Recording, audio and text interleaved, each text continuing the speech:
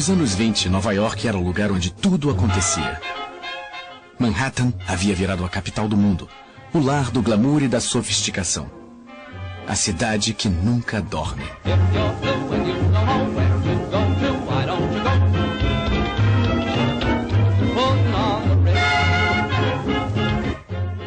Lá, jovens dançavam jazz e pessoas se tornavam milionárias da noite para o dia.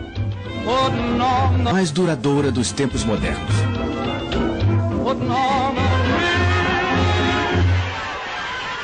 Sem aviso, a bolha estourou. A festa acabou. Um terremoto financeiro abalou Wall Street. A história viria a chamá-lo de o Grande Crash. E ele traumatizou a nação americana. Milhares de empresas quebraram. Milhões de pessoas perderam seus empregos. Homens orgulhosos encaravam a humilhação do auxílio à pobreza e da sopa comunitária. Famílias que perderam suas posses foram viver em favelas, a um passo dos símbolos de riqueza. Como os Estados Unidos cresceram e caíram tão rapidamente? Como a locomotiva do mundo ocidental se pôs de joelhos em 1929?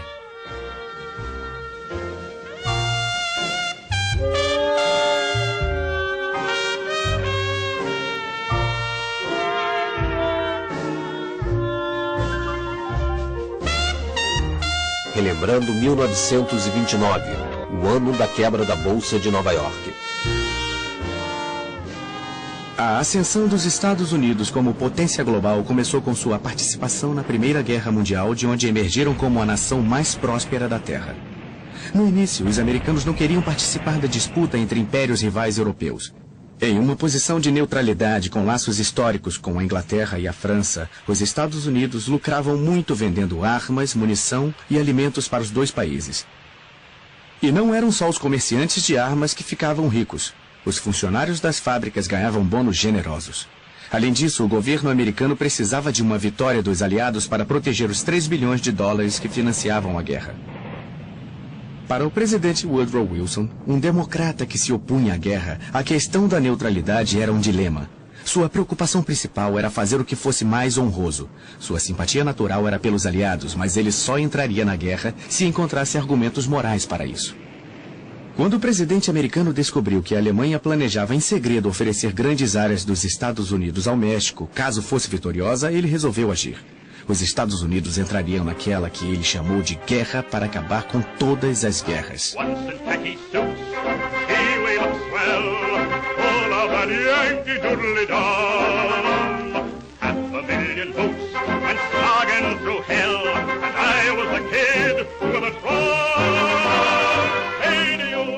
No verão de 1917, as tropas americanas rumaram para os campos de batalha europeus. Johnny, get your gun, get your gun, get your gun. Take it on the run, on the run, on the run. Here. Nos campos de batalha franceses, onde o combate era mais intenso, chegou-se a um impasse, com baixas apavorantes. Milhões haviam morrido dos dois lados. Over there, send the word over there. That the Yanks are coming, the Yanks are coming, the drum. Em 2 meses, os americanos mandaram 2 milhões de recrutas bem dispostos e bem armados para ajudar os já exaustos aliados. O dinâmico reforço dos Yankees foi decisivo. Pela primeira vez em 4 anos de uma batalha acirrada, os soldados alemães bateram em retirada. Em 11 de novembro de 1918, um armistício deu fim à Grande Guerra. O mundo inteiro comemorou. O presidente Wilson viajou para a França, onde foi saudado como um anjo da vingança. A investida americana de última hora ajudou os aliados a vencer a guerra e salvou a vida de muitos franceses. Mas em Paris, onde o Tratado de Versalhes seria negociado, o programa de paz não foi tão bem recebido pelos franceses, cuja sede de vingança discordava do desejo idealista de Wilson de evitar guerras futuras. Ao voltar para casa, Wilson descobriu que o ânimo de seus conterrâneos havia mudado. Muitos americanos, especialmente os republicanos que então controlavam o Senado, não queriam continuar envolvidos com assuntos europeus. Os Estados Unidos não assinaram o Tratado de Versalhes e a derrota democrata nas eleições presidenciais de 1920 marcou o fim de Wilson e de sua busca pela paz mundial.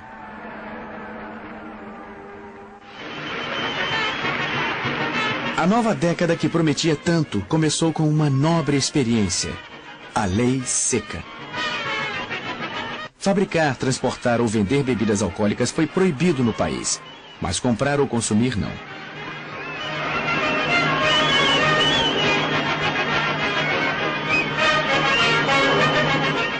Por todo o território americano, milhares de litros de bebida alcoólica foram jogados fora.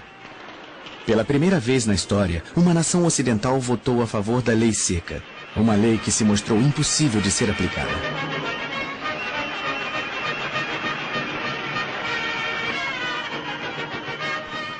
Warren Harding, o novo presidente republicano, tratou a Lei Seca como a maioria de seus compatriotas, abraçando a causa em público, mas bebendo uísque reservadamente. Harding teve uma vitória esmagadora. Sua política refletia as opiniões do povo americano na época, principalmente seu desejo de reduzir os impostos para pessoas e empresas. Ele foi um presidente popular, mas seu julgamento era tão confiável quanto suas tacadas no golfe. Mas os meses finais de seu mandato foram marcados por rumores de corrupção em seu gabinete. Ele morreu de um ataque cardíaco em agosto de 1923, ainda ocupando a presidência. Contra seu sucessor Calvin Coolidge, nunca seriam levantadas suspeitas de corrupção. Ele era um republicano devoto cujo slogan era: "O principal negócio dos Estados Unidos são os negócios". Ele era contra todas as formas de regulação e defendia o livre comércio e a livre iniciativa. Coolidge também era presbiteriano praticante. Ele acreditava que até Deus era capitalista e que trabalhar em uma fábrica era uma forma de adoração. Um jornalista perplexo o apelidou de puritano na Babilônia.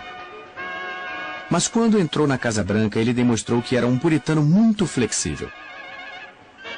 Arquétipo de republicano da época, Coolidge presidiu durante o período de maior prosperidade na história de todas as nações. These are some of the reasons why I want to cut down public expense. I want the people of America to be able to work less for the government and more for themselves. I want them to have the rewards of their own industry. This is the chief meaning of freedom. Em uma época de individualismo bruto, Coolidge queria ser um herói e um puritano. Sua mulher usou uma das maravilhas da época, a câmera de filmagem, para mostrá-lo como um improvável cowboy do Velho Oeste. Em meados dos anos 20, até o Velho Oeste havia sido posto a serviço do enorme surto de energia industrial e engenharia que estava transformando os Estados Unidos. Os grandes espaços abertos, ricos em recursos naturais, estavam sendo explorados. As cidades se tornaram movimentados centros comerciais. Navios cheios de imigrantes traziam mão de obra barata para o país que agora era o mais rico do mundo. Com os juros, os empréstimos feitos para os aliados durante a guerra chegaram a 12 bilhões de dólares. Quase todas as nações do mundo ocidental deviam dinheiro aos Estados Unidos. Os Estados Unidos haviam se tornado uma enorme potência industrial e o maior de todos os empresários era o engenheiro Henry Ford, que desenvolvia motores desde a década de 1890. Ele previa que um dia todas as famílias teriam um automóvel. O sonho se tornou realidade quando Ford inventou a linha de produção em massa, uma esteira rolante contínua em que exércitos de trabalhadores montavam automóveis idênticos, peça por peça. E quanto maior a quantidade, menor o preço.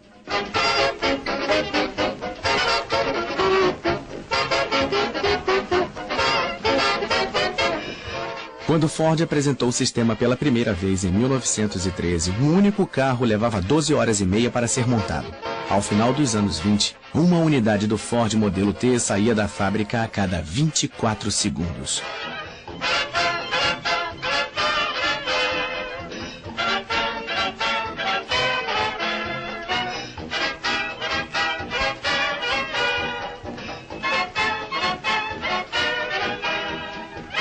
A linha de montagem de Ford fez os Estados Unidos andarem mais rápido. O modelo T, ou Ford Bigode, como foi carinhosamente apelidado, mudou a vida da população e mudou os próprios Estados Unidos. Ele era robusto, charmoso e fácil de dirigir. Custava apenas $295, quase $550 mais barato que o modelo original. E graças a outra invenção americana, o pagamento em parcelas, a maioria das famílias podia comprar um. Até 1924, 10 milhões haviam sido vendidos.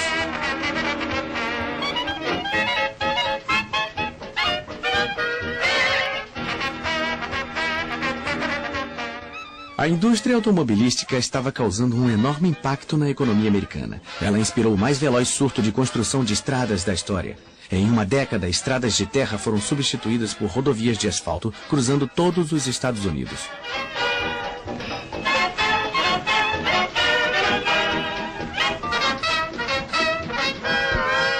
Surgiram postos de gasolina aos milhares e a sede por gasolina levava a indústria petrolífera a gerar lucros inacreditáveis. A indústria automobilística usava 96% do petróleo do país, 80% da borracha e 20% do aço. Em 1928, havia 9 automóveis para cada 10 famílias. A produção em massa acelerou a fabricação e cortou os custos. Henry Ford classificou a nova técnica de Messias dos negócios. Um Messias que, sem dúvida, vestia um terno produzido em massa, pois os fabricantes de roupas americanos substituíram os trajes feitos sob medida por roupas prontas para usar e feitas para todos os tamanhos, idades e bolsos. Os salários de toda a classe trabalhadora aumentavam. E com os impostos mais baixos, as famílias americanas tinham maior poder de compra. A dona de casa e a moça trabalhadora que queriam a última novidade, a máquina de lavar roupas, a geladeira ou o aspirador de pó, economizavam tempo nas tarefas domésticas. I'm in the mood for food. I'm in the mood for food. Oh, feed me, feed me, feed me. O rádio, originalmente produzido para a comunicação a longa distância, também se tornou um aparelho doméstico indispensável em meados dos anos 20, mas apenas as famílias abastadas poderiam arcar com esse modelo de $275. I'm in the mood for food. Campanhas publicitárias como estas transformaram um nicho de mercado em um mercado nacional. 11 milhões de rádios foram vendidos apenas em 1925. Eles traziam notícias, previsão do tempo, novelas e muita música para uma nação encantada.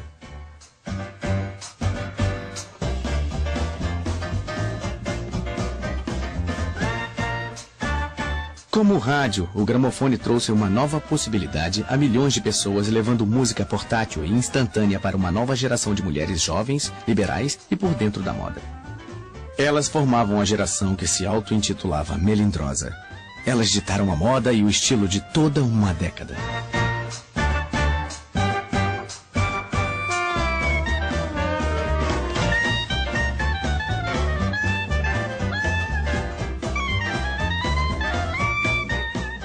O recém-surgido ramo da propaganda as adorava.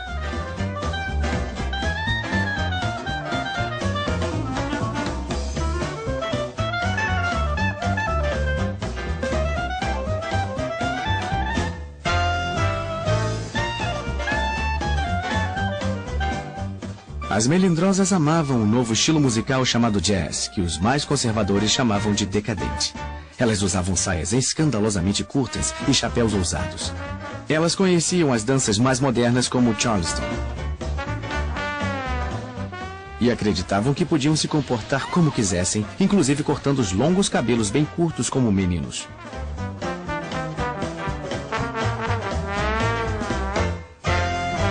Festas animadas que duravam noites inteiras eram seu habitat natural.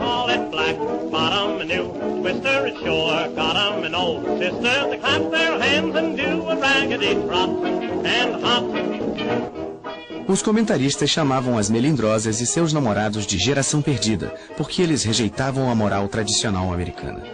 Mais rebeldes que nunca, adoravam consumir o fruto proibido, o álcool.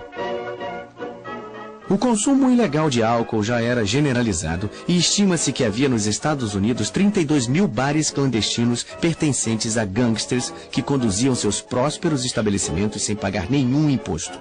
E esses eram só os bares de mais alto nível. O número de bares ilegais de fundo de quintal que vendiam bebida barata e embriagante era de centenas de milhares.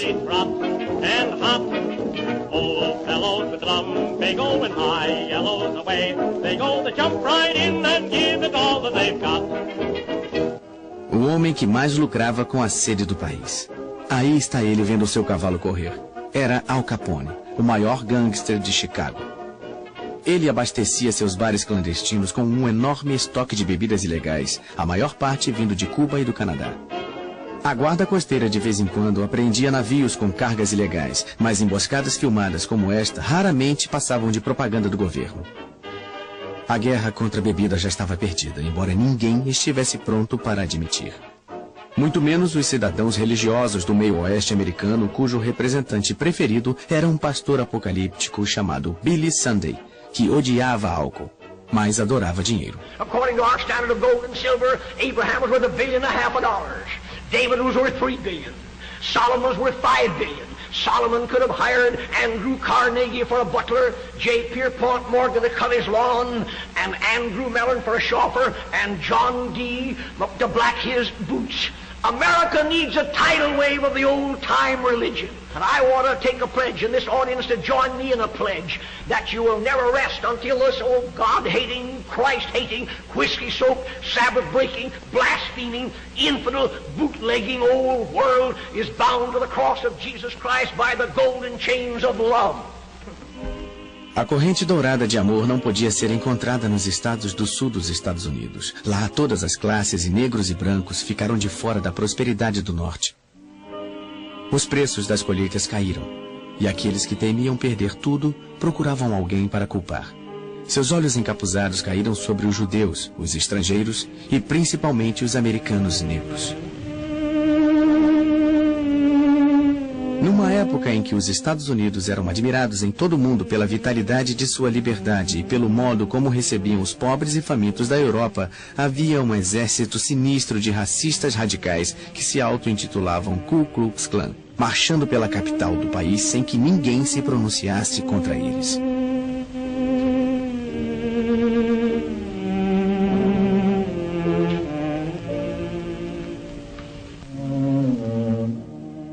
Na época desta marcha, a Ku Klux Klan tinha 5 milhões de membros. Para evitar os linchamentos, muitos negros partiam para o norte. A era do jazz, que havia começado em Nova Orleans, lançou novas e sofisticadas raízes no elegante gueto afro-americano. Da época, chegava à casa dos americanos através de um novo meio de comunicação, o rádio, e seu ritmo ecoava alegremente pelo mundo.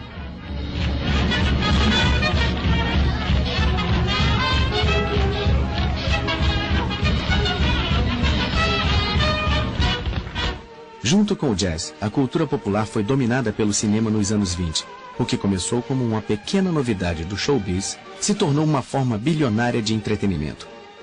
Os estúdios ficaram surpresos com o poder de atrair o público exercido pelos astros da tela como Mary Pickford e seu então marido Douglas Fairbanks. Mary Pickford havia se tornado a queridinha do país já em 1915. Quando os produtores de Hollywood perceberam seu valor, pagaram a ela $10 mil por semana, uma quantia que continuou aumentando durante os anos 20. Mas o rei do cinema mudo era o cômico britânico Charlie Chaplin. Ele enfraqueceu o poder dos magnatas do cinema dirigindo e produzindo seus próprios filmes. Seu filme Em Busca do Ouro lhe rendeu $2 milhões.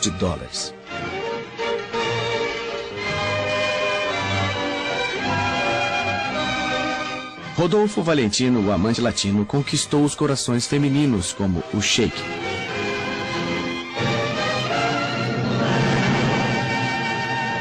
Ele morreu prematuramente em 1926 e foi homenageado com um enterro semelhante a um funeral de Estado.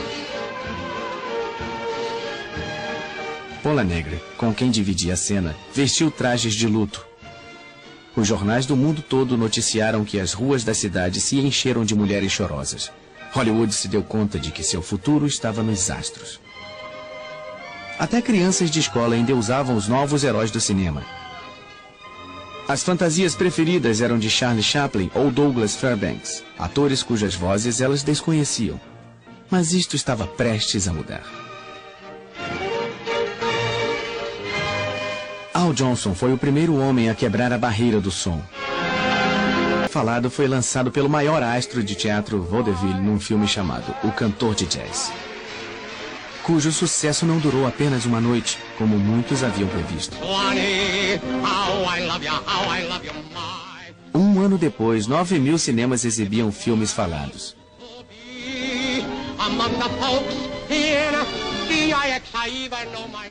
Mas o herói da vida real mais celebrado nos anos 20 foi Charles Dollars. Ele desapareceu por 33 horas e milhões de americanos seguiram seu progresso através do rádio e dos jornais. Quando alcançou a costa da Irlanda, ele foi avistado por fazendeiros e uma mensagem de rádio avisou. Quando ele voltou, os nova-iorquinos homenagearam seu herói com uma chuva de papel picado que não foi igualada nos anos seguintes.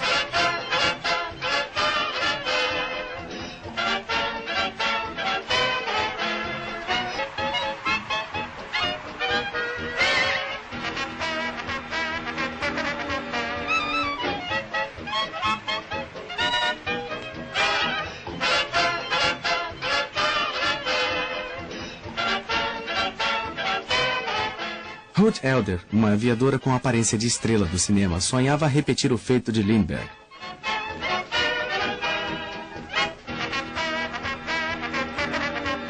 Mas ela teve que abandonar seu avião no Oceano Atlântico depois de cruzar 3.000 quilômetros.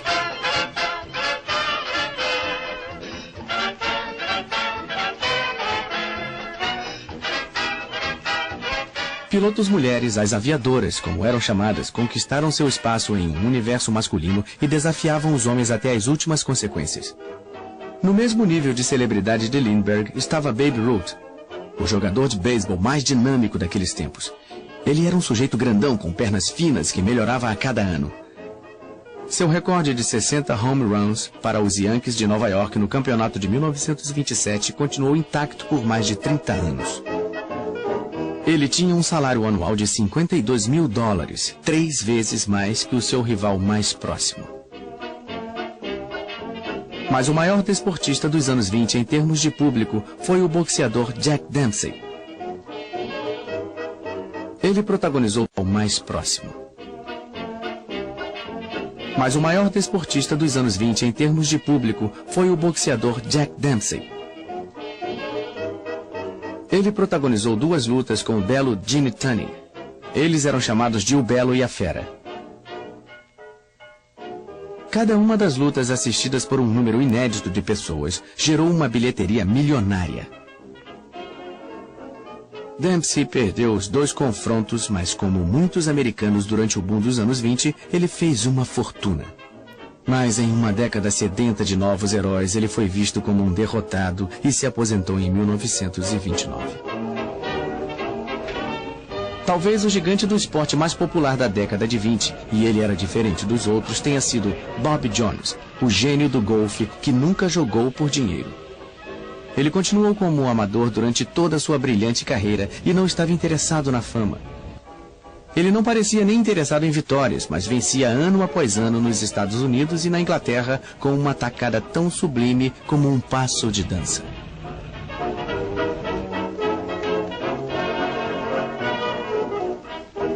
Ele foi o primeiro golfista a ganhar o Grand Slam, vencendo os 4 maiores torneios de golfe no mesmo ano, mas sempre será lembrado como um cavalheiro genuíno.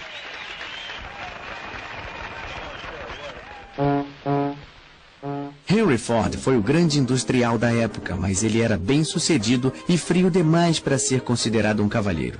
Ele conheceu o aumento da concorrência com a General Motors e a Chrysler, e embora tivesse vendido 15 milhões de modelos T, as vendas estavam caindo em 1927. E o carro agora parecia antiquado. Só havia modelos pretos, mas logo as ruas foram invadidas por um novo automóvel. Henry Ford abalou a concorrência com uma versão repaginada do amado Ford Bigode chamado Modelo A. Para isso, ele agiu como um tirano, pois dispensou 60 mil empregados por 60 dias sem salário, enquanto construía uma nova fábrica. Lay off, people. Lay off, folks. None of your sarcastic jokes, cause Henry's made a lady out of Lizzie. Have you seen her? Ain't she great? She's something you'll appreciate. I'm sure you understand just what I mean. Why, everybody, everywhere is falling for her now. I'm talking about the new Ford, and boy, she is a wow. Lay off, people. Lay off, folks. None of your sarcastic jokes, cause Henry's made a lady out of Lizzie. She once had rattles in her wheel, but now she's full of sex appeal, cause Henry's made a lady out of Lizzie. O modelo A também virou um sucesso de vendas. O crédito fácil ajudou os motoristas a substituírem os Fords Bigode pelo novo modelo. Na época, quase todos os carros já eram vendidos a crédito e quase todo mundo estava endividado. Bancos e agências emprestavam dinheiro rapidamente sem fazer muitas perguntas.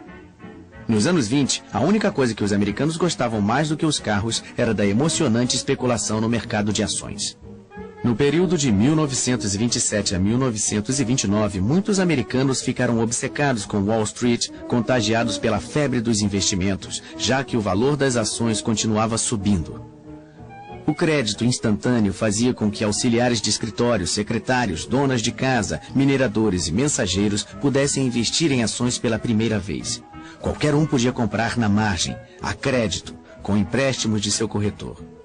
Em 1927, no auge do comércio de ações, 577 milhões de títulos foram negociados. Em 1928, Calvin Coolidge decidiu não concorrer a um segundo mandato como presidente. Suas realizações foram poucas, mas ele continuava popular porque durante seu governo, o nível de vida da maioria dos americanos nunca havia sido tão bom.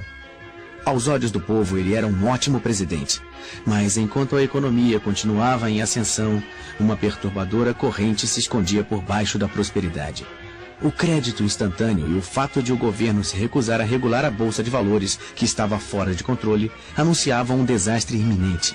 E muitos países europeus enfrentavam dificuldades para pagar suas dívidas de guerra com os Estados Unidos. A ascensão republicana continuou sob o comando de Herbert Hoover, que tinha sido secretário do Comércio desde 1920 e que muitos chamavam de arquiteto da prosperidade. Ele queria realizar um mandato ainda mais cheio de prosperidade e progresso. Durante a campanha presidencial de 1928, Herbert Hoover previu que os abrigos para pobres estavam quase em extinção e disse que os Estados Unidos estavam mais próximos de acabar com a pobreza do que jamais havia estado qualquer nação na história. Hoover representava o sonho americano. Aos 40 anos, ele havia se tornado multimilionário. Ou seja, ele sabia lidar com dinheiro. Mas seu próprio sucesso o levou a acreditar que todo homem deveria ser responsável pelo seu próprio bem-estar.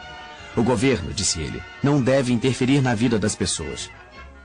Quando Hoover assumiu o poder na Casa Branca, ele prometeu extinguir a cultura dos bares clandestinos que os gangsters haviam criado em todos os Estados Unidos. Ele queria exterminar os grandes chefes de quadrilha como Al Capone, que havia acumulado uma fortuna de 30 milhões de dólares em 1927. Capone virou uma espécie de celebridade e até as torcidas dos jogos de beisebol o reverenciavam. Mas a violência aumentou. No Dia dos Namorados de 1929, Capone mandou seus pistoleiros para uma garagem de Chicago. 7 membros de uma gangue rival foram executados. Esta filmagem é uma reconstituição do massacre, mas as fotos contam por si só essa terrível história. Os assassinatos a sangue frio comprometeram o status de celebridade de Al Capone. Em 1931, Capone foi julgado por sonegação, por não pagar impostos sobre os lucros de suas atividades ilegais. Ele foi condenado e passou anos na prisão de Alcatraz.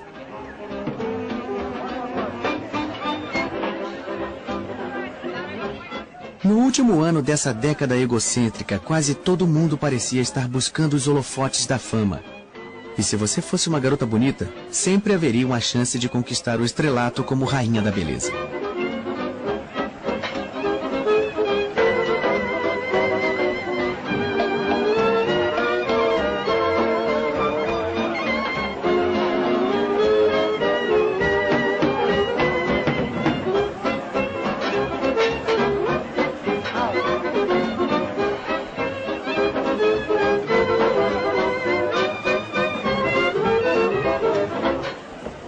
Era uma época em que feitos banais andavam lado a lado de feitos extraordinários, como os altíssimos arranha-céus de Manhattan. A mais de 300 metros acima das avenidas de Nova York, operários destemidos construíam os últimos andares de uma das maravilhas do design da época, o edifício Chrysler, que foi durante um período o edifício mais alto do mundo. Ele foi construído por homens de profissão arriscada e o momento era perfeito para que se tornasse um símbolo dos loucos anos 20. Mas lá embaixo, na arena comercial das bolsas de valores de Wall Street, especuladores continuavam a comprar ações com um fervor que se tornou uma característica da época. Parecia haver uma certeza cega de que nada daria errado. Mas numa quinta-feira, no dia 24 de outubro de 1929, sem aviso prévio, a bolha estourou. Todos tentaram vender as ações que tinham. O pânico se alastrou e os preços caíram muito enquanto mais e mais investidores tentavam vender seus títulos. No fim daquele dia, o mercado de ações havia perdido 4 bilhões de dólares. E no fim de semana, a situação piorou. O povo andava desnorteado pelas ruas tentando entender as notícias. Muitos corretores que venderam suas ações na margem haviam feito empréstimos nos bancos. Os bancos começaram a exigir o pagamento dos empréstimos. Para pagar os bancos, os corretores cobraram as dívidas de seus clientes. E a única forma de os clientes conseguirem pagar aos corretores era vendendo suas ações a qualquer preço. Corretores e investidores tomados pelo pânico venderam mais de 16 milhões de ações em um dia, que ficou conhecido como a Terça-feira Negra. A queda das ações gerou um prejuízo de 14 bilhões de dólares. Houve raiva pelo modo como os negociantes jogavam com o dinheiro que não era deles. Trabalhadores comuns viram seus investimentos virarem pó. Nem os ricos e famosos foram poupados. Jack Dempsey, o campeão peso pesado aposentado, perdeu grande parte do que lutou para conseguir, 3 milhões de dólares. Como consequência imediata da quebra da bolsa, aqueles que tinham economias depositadas em bancos correram para sacar seu dinheiro com medo de que ele se perdesse. Diante da corrida pelo dinheiro em espécie, incapazes de recuperar os empréstimos de especuladores falidos, os bancos foram forçados a fechar as portas e declarar falência. Muitos perderam as reservas de toda uma vida e não tinham outra fonte de recursos para enfrentar a crise. Sem conseguir os empréstimos bancários necessários para fugir da tormenta, as empresas foram forçadas a fechar e milhares de trabalhadores ficaram desempregados.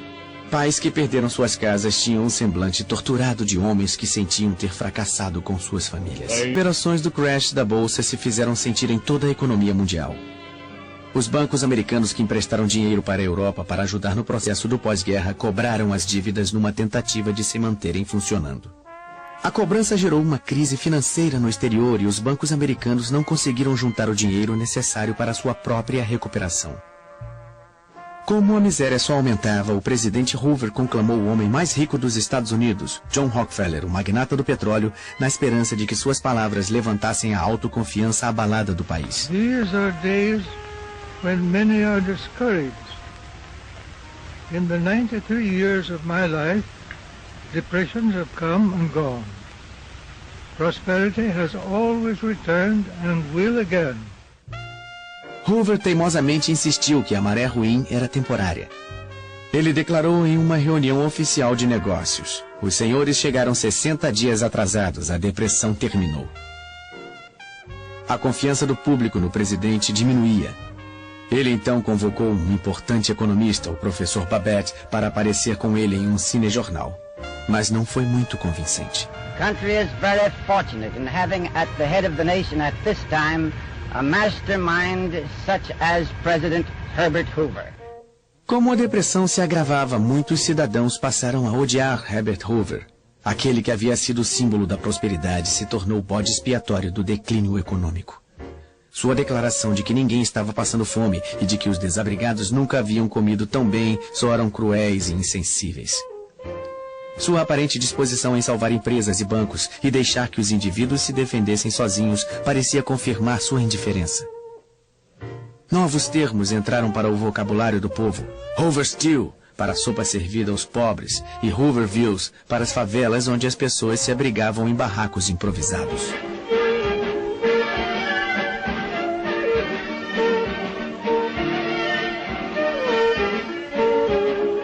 Jovens casais desesperados disputavam cansativas maratonas de dança em que o par que resistisse até o fim levava para casa um prêmio em dinheiro. Embora todos os dançarinos sonâmbulos estivessem ali por uma única razão: seu cansaço seria recompensado com uma refeição grátis. O país mais rico da face da terra não conseguia alimentar todos os seus cidadãos.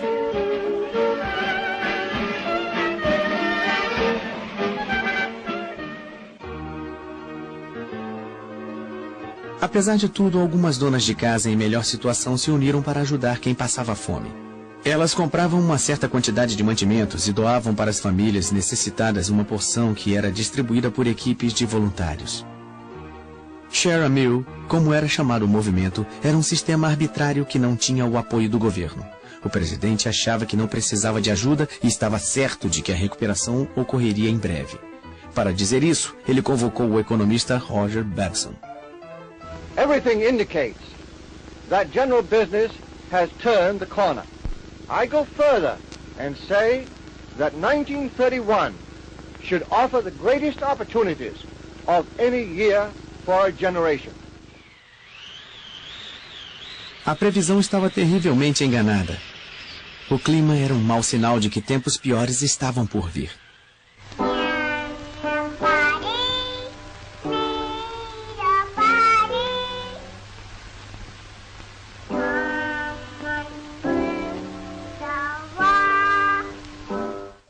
Atravessando a plantação significava superando tempos difíceis. E quanto mais as coisas pioravam, mais sentimentais os cinejornais ficavam. Era uma tentativa planejada de levantar os ânimos, e funcionou muito bem. A linda menininha seria seguida por belas coristas escalando as plataformas de petróleo que enriqueceram os Estados Unidos. A cultura popular teve um papel importante ao ajudar os Estados Unidos a superarem o trauma da depressão.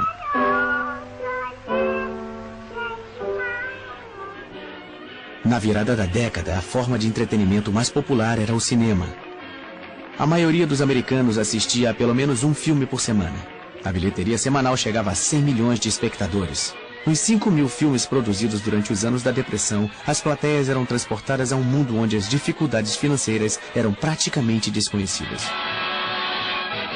Os cinejornais também lembravam aos americanos que, por mais assustador que parecesse o futuro, nenhuma nação havia realizado tanto quanto os Estados Unidos. Apesar da depressão, a engenhosidade americana continuava a crescer. O Empire State Building se tornou o prédio mais alto e grande. Better business conditions are just around the corner. When I say just around the corner, I mean just around the corner. If you will look at this chart which I have here, you will see more what I mean. Our trade balance was 3.9.6.4, which naturally led to speculation in shorts. Under such circumstances, it is little wonder that people did not know whether they were coming or going. Very often they were doing both. As verdadeiras estatísticas contam sua história. Do auge da prosperidade em 1929 às profundezas da depressão em 1932, 9.000 bancos quebraram ou fecharam as portas. 100.000 empresas faliram. O produto interno bruto foi reduzido de 80 bilhões de dólares em 1929 à metade, 40 bilhões em 1932. O desemprego aumentou de 3,2% para 25%. Pelo menos 1 em cada 4 trabalhadores não tinha emprego. A violência cresceu nas cidades americanas. Grupos de cidadãos desempregados atacaram autoridades locais por falta de assistência do governo. A população fez manifestações contra o pagamento de aluguéis e passeatas contra a fome, mas foram os veteranos de guerra que protagonizaram o protesto mais violento da época. No verão de 1932, o Exército da Bonificação, um grupo desorganizado, formado por 15.000 desempregados veteranos da Primeira Guerra Mundial, foi para Washington reivindicar que suas bonificações, que seriam pagas em 1945, segundo o acordo original, fossem pagas imediatamente. Nós fomos heróis em 1917, mas agora somos vagabundos, disse amargamente um veterano. Quando a passeata voltou para o acampamento, o presidente Hoover convocou as tropas de choque lideradas pelo general Douglas MacArthur e pelo major Dwight Eisenhower para evacuar a área. O conflito que se iniciou deixou centenas de manifestantes feridos. As imagens dos cinejornais registraram um espetáculo perturbador do exército dos Estados Unidos disparando contra cidadãos americanos. Os veteranos voltaram mais tarde tomando as escadas do Capitólio enquanto cantavam "Vamos mostrar a eles que somos americanos". A popularidade de Hoover despencou ainda mais. No final de 1932, o eleitorado finalmente perdeu a confiança nele e elegeu com grande vantagem Franklin Delano Roosevelt. Chegavam ao fim 13 anos de domínio republicano. No dia 4 de março de 1933, Franklin Delano Roosevelt foi empossado presidente dos Estados Unidos. Roosevelt convenceu a população de que a depressão poderia ser vencida e deu ao público de todo o país um slogan memorável. Let me assert my firm belief that the only thing we have to fear is fear itself. There must be a strict supervision of all banking and credits and investments. There must be an end to speculation with other people's money. O primeiro ato do novo presidente foi tomar as rédeas do sistema bancário, que estava fora de controle. Ele fechou todos os bancos do país por 4 dias para que fosse realizada a análise de suas contas. Só puderam retornar suas atividades os bancos que tinham gerenciado corretamente suas contas e dispunham de suficiente dinheiro em espécie. No dia 12 de março, em sua primeira conversa ao pé da lareira, Roosevelt falou diretamente ao povo americano e lhe assegurou de que os bancos estavam seguros e não havia mais motivo para os cidadãos sacarem suas economias. Quando os bancos reabriram na semana seguinte, foi depositado mais dinheiro do que havia sido sacado anteriormente. A crise bancária havia terminado.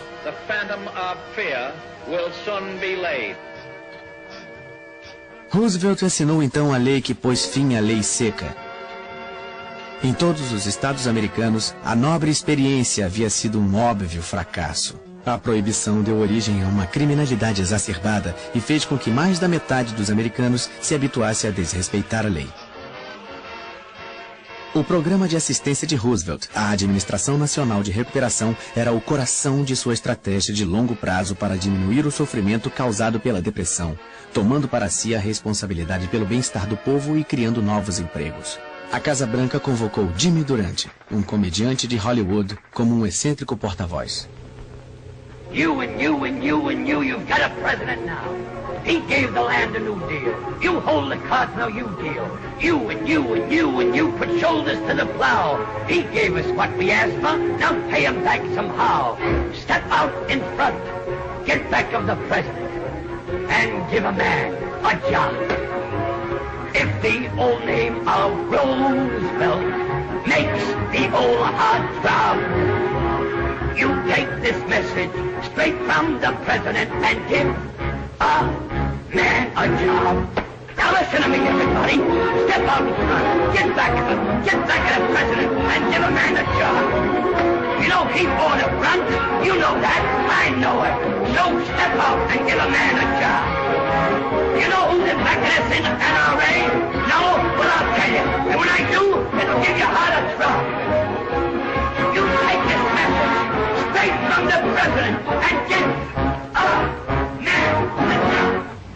I have told you the story of our steady but sure work in building our common recovery. In my promises to you, I made 2 things plain. First, that I pledged no miracles. And second, that I would do my best. I thank you for your faith. Our troubles will not be over tomorrow, but we are on our way, and we are headed in the right direction.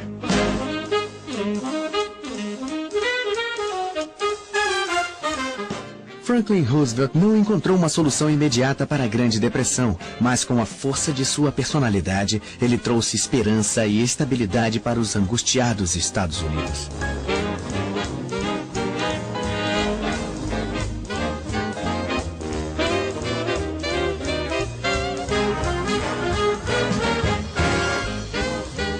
A Aqueles que sobreviveram às tormentas que se seguiram ao crash da Bolsa de 1929 se lembrarão para o resto da vida dos anos que o precederam. Uma década idílica, divertida, irresponsável, porém maravilhosa. Os loucos anos 20.